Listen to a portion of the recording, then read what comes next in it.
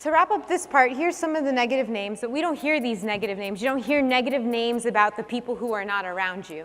And as you saw on the map, reservation territories, really small ones exist, like in Virginia, North Carolina, 566 federally recognized tribes today, but still not around Pennsylvania, right? So you might not be familiar with these names. But we're taught something about Native people. We're even taught like the romanticized version. If not this all this dark negativity, we're taught about Pocahontas.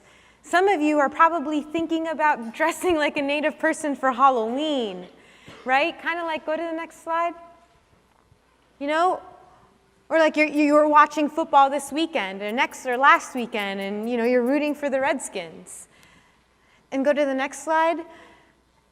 And so as you learn this more romanticized version of what Native means, what do you think he's learning about Native people? Actually, can we get a mic? Can someone respond from the crowd? What is this young man, learning about Native people? Anyone?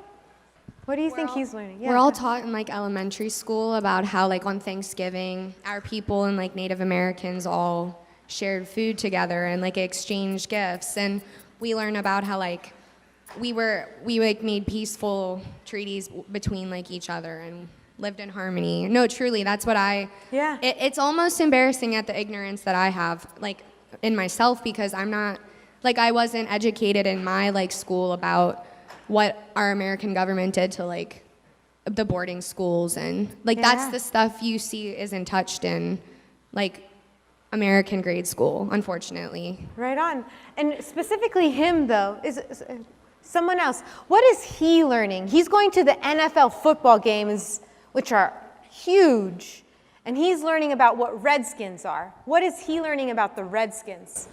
So I think he's learning that Natives are a mascot, like a character. They're not real people that have a real history, and it totally disconnects him from the reality that they're individuals. They're not a mascot. They're not just a cartoon character. They have problems and a history that are still happening today, and he's never going to know that.